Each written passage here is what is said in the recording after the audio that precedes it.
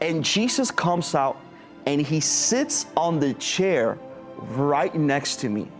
And I remember so clearly that I thought in my mind, oh my God, I have had so many questions that I wanted to ask you, but I've completely forgotten them all. Because I'm just amazed that Jesus is sitting right next to me. And as he looked at me, he understood everything that I thought. I was surprised. It was like he responded in thoughts. In thoughts. And you heard what his response. And he just put me at ease.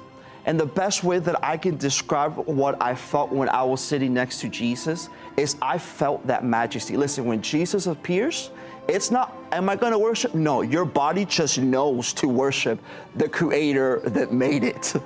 And so I remember I was just in full worship, but what put me at ease is that I felt like I was sitting next to a friend.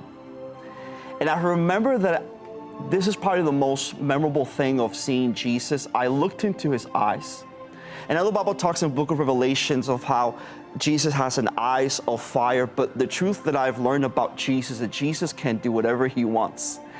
I looked into his eyes, and it's not just that they were blue, but I could see the ocean in his eyes. They were alive, Sid. It wasn't just a picture. As I looked into his eyes, it's almost like I was getting absorbed by oceans of love. And I just completely just felt the presence and the love of God that he had for me. But even before I asked him, he told me, you have questions for me. Ask me. I was just like, okay.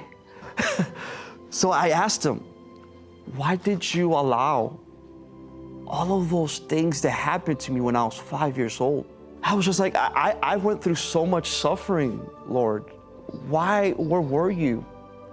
And I'll never forget, Jesus looked at me with sadness in his eyes. And it was in that moment that I understood that he felt the pain more than I did. He felt much more compassion and much more sorrow than what I did. But Jesus looked at me, he told me, Freddie, even though you didn't see me, and even though you didn't feel me, I was there. I protected you. And I brought you out of this darkness so that I can meet with you. And because I have a purpose and a call for your life. And so we began to have conversations for about an hour, and it was amazing. And then there came a point where Jesus got up and he said, I gotta go. And I'm like, will we do this again? And he told me, I'm gonna teach you how to encounter me. And he said, Freddie, you need to understand, it's not about you. I want to train you to encounter me so that you can teach my people how to encounter me.